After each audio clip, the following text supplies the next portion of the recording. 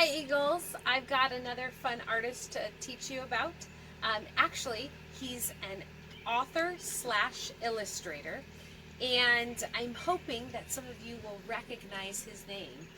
His name is Carle, and he is the author of The Very Hungry Caterpillar, which was actually published in 1969, which is 51 years ago, so that's pretty awesome. It has been translated in over 66 different languages and has sold over 50 million copies, so that's outstanding. So he is actually the author of over 70 children's books, and he has a particular style to his illustrations that we are going to learn about today. It's called collage. But before I get into his technique and how he creates his illustrations, we are going to talk about him a little bit. Carle was born in 1929, and when he was a young boy, his family moved back to Germany because his mom was homesick.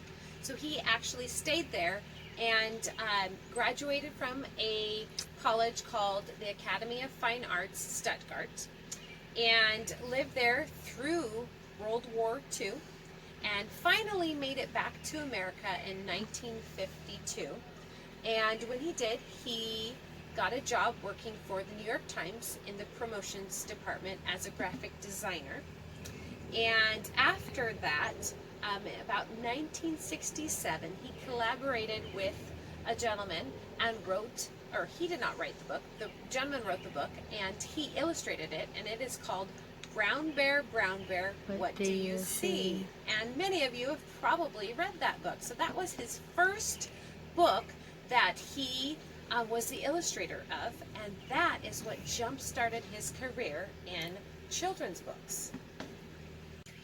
Carle is now living in Florida, and he is nearly 90 years old. In 2002, he and his wife opened the Carle Museum of Picture Book Art, and it is devoted to children's book artwork. So that's pretty neat.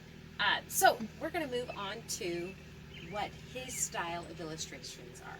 And I said earlier, they're called collages. And so collages are, can be a variety of things. It can be painted paper that is cut up and glued together. It could be a collage of photographs, magazine cuttings, wallpaper, anything that can be cut up, glued together, and then pasted onto a backing to create a new piece of art. So that is the definition of a collage.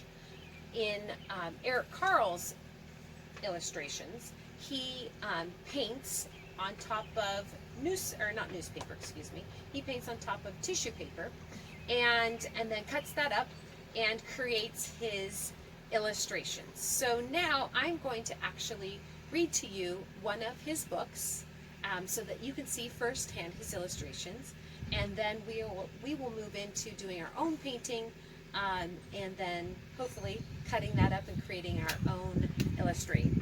The Artist Who Painted a Blue Horse by Carle. I am an artist, and I paint a blue horse and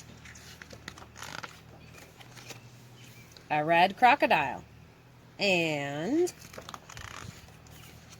a yellow cow and a pink rabbit and a green lion and an orange elephant and a purple fox and a black polar bear and a polka-dotted donkey. I am a good artist. So this book was inspired by an artist named Franz Marc, who was born in Germany in 1880. He loved to paint animals in bright and unusual colors. At the time, some traditionalist critics objected to his new ideas and his unconventional paintings, stylized in form and unrealistic in color. But Marc and some other like-minded artists formed an art group that was highly influential in the modern and expressionist movements. His paintings of blue horses are particularly famous. Franz Marc was killed in the First World War. In the pocket of his uniform was found a sketchbook with 36 pencil drawings that, as he wrote to his wife, he was planning to make into oil paintings upon his return. Eric Carle was born in the United States of America in 1929, but spent his boyhood in Germany. At that time, the repressive Nazi regime forbade creating or displaying modern, expressionistic, or abstract art, which they called degenerate. But one day, when Eric was 12 or 13 years old, his art teacher, Herr Cross, secretly showed him some of the forbidden art. "I like the freedom and the looseness in the way you draw and paint," he said, "but I am only permitted to teach realistic art." And pointing to the reproductions, he went on, "Just look at the looseness in the freedom. And the beauty of these paintings. The Nazis have no idea what art is. They are charlatans." At first, young Eric was shocked by the art and feared that Herr Cross had gone mad. Now Eric says, "My green lion, polka-dotted donkey, and other animals painted in the wrong colors were really born that day 70 years ago." So that's really an interesting historical kind of connection there to Eric Carle and his artwork and history. Okay, so for this project, you're going to need 2 pieces of paper, some paintbrushes, some acrylic or tempera paint, if you have it. If you don't, watercolors could work, but acrylic or tempera paint would be better. And you're only going to need the primary colors because we're going to do some color mixing. So you're going to need yellow, red, and blue. And if you have white and black, that would be great, so we could do some tints and shades. But if you don't have those, that's okay. And then you are going to need scissors and a glue stick. Okay. And I also brought to the table with me a plastic fork, and I'm going to show you how we can use that, because in Eric Carle's illustrations, he does a lot of painting on, his paper, but he uses tools to create some sort of textures on those painted pieces of paper that he then cuts up and creates his animals or characters out of. Okay, so we are going to start by using just one piece of paper to do some color mixing using, like I said, just the primary colors. So we're going to start with yellow, and you're going to paint a whole little, maybe 2 or 3 inches of yellow strip on the side here. Okay, and I'll do a little bit more right there, get some on there, coverage. And then we are going to dip our paintbrush right in the red, and we are going to mix that red right into the yellow. And what color does it create? Orange. Orange. And we're going to do some fun little texture, little techniques just to get it to blend in there. We could do a little bit more.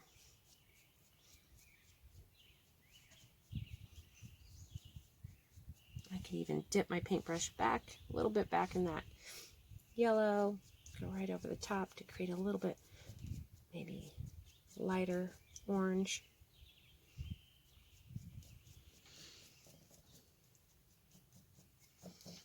And you don't need to go ahead and smooth it out. We're going to want to have some different kind of textures on our paper so that we can create different things with this fun painted paper. Okay, so then I'm going to go ahead and clean out my paintbrush, and I've got red next. Okay, so what then we'll work our way around the color wheel. So we went from yellow to red, and in between made orange, and we're going to go from red to blue, and in between those, Purple. will be purple. Now, purple is one of the ones that's a little bit harder to create, because if your red or your blue aren't a perfect red or blue, sometimes the purple gets a little funky, a little off, sometimes a little more grayish looking. That's okay. Just do the best that you can. I know that my blue and red aren't perfect. I just got these cheap tempera paints at Joann's, but they function. Okay, so we're going to dip our paintbrush and do a whole strip of blue.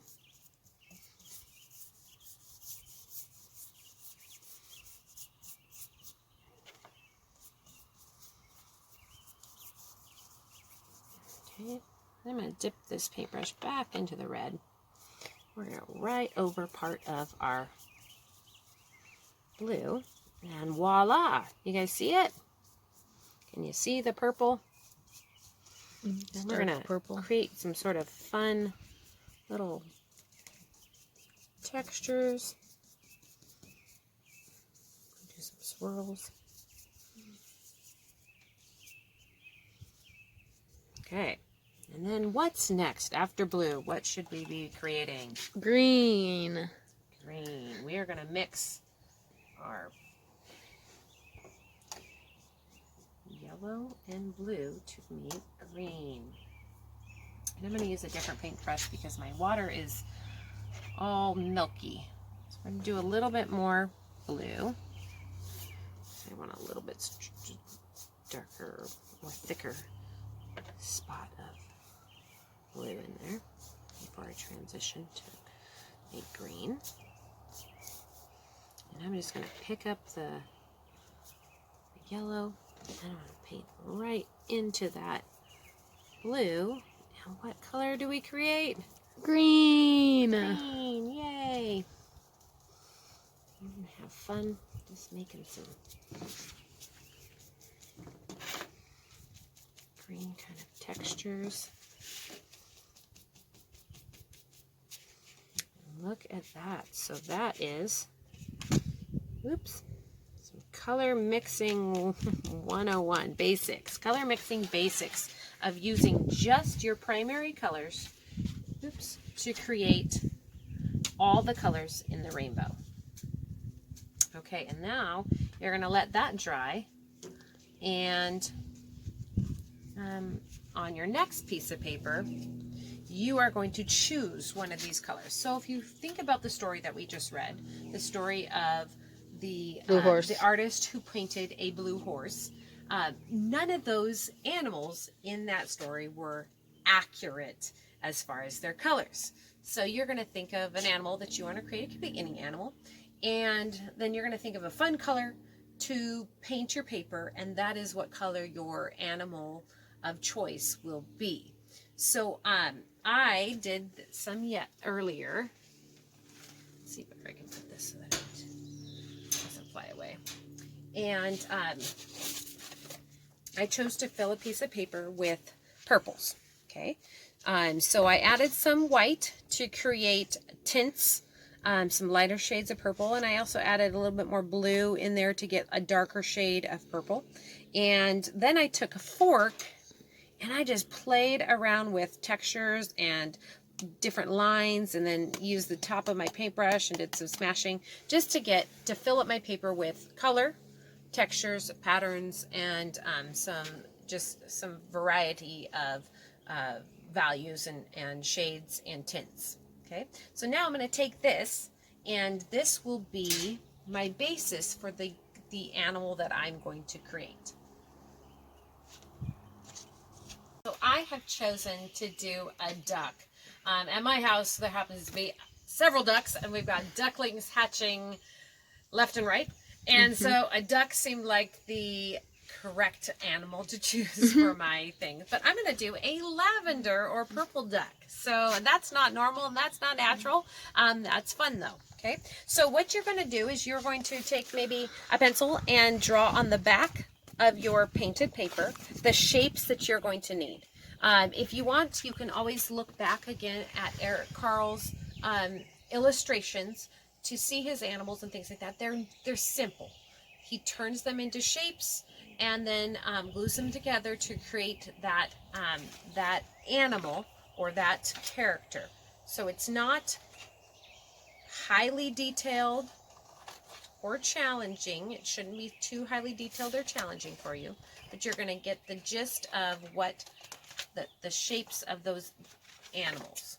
Okay, so my main shape for my duck is kind of a teardrop shape, and that is going to be for the body of the duck.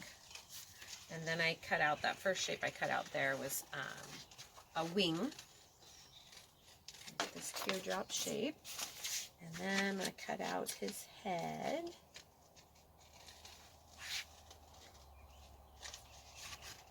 And then with the other paper that you have, the one that you did the primary colors on and painted the rainbow, you are going to use that for the details of your animal. So for instance, the eye, and my wing's a little big, I'm going to do some adjustments. The eyes and the beak and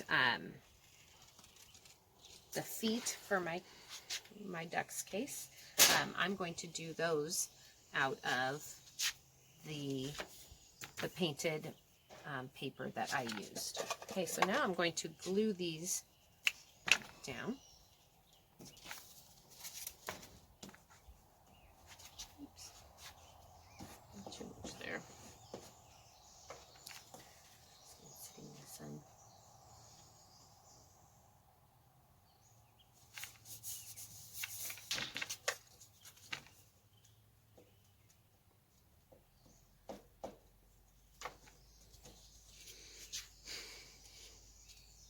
Squeeze that right underneath the body. And remember, collage is overlapping, cutting up different pieces of paper, overlapping them, and layering them to create a new piece of art.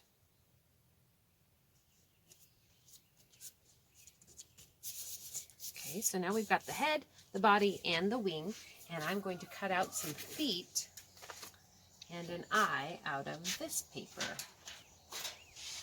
Okay, so maybe I'll do my eye Yellow.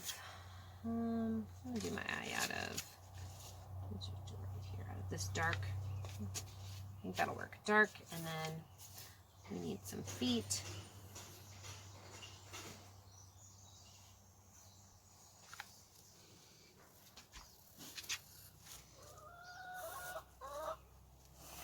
There's my chicken. Her name's Red Her name because is she's red.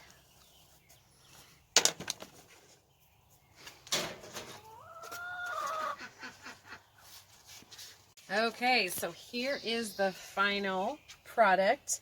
This is, Autry would like me to name her Nilla, because that is what we just named our newest duckling of the family. So this is Nilla, Short for the vanilla. lavender duck. And what I want you guys to think about is doing some sort of something in the background. And it doesn't need to be something on the ground. It could be something in the sky, or it could be some sort of added feature that your animal or character has. So let me show you some examples, or some more examples. Here is a cat that I did yesterday with my kiddos, and I added a yarn ball of yarn. Okay. Here is a sea turtle that my son did, and you can see that he added some seaweed and some rocks and some waves. Here is, hold it correctly, Autry's hippo. Yes. And she's got the hippo in like the water, and there's a Marsh. snake in the marsh, excuse me, and there's a snake and some some clouds and the sun in the sky. Very adorable. Mm-hmm. And then our last one here is Ashlyn's monkey.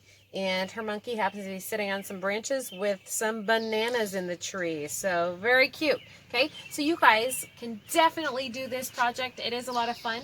It will probably take maybe doing the painting in the morning and then waiting for that to dry and cutting it up later in the afternoon, or you can do it over 2 days. Whatever works for you, and then glue it all together and take a picture of it and send that to me at jcarey@eagles.edu. And I am so excited to see your guys' work and see what you guys come up with. I hope you have a lot of fun with this project.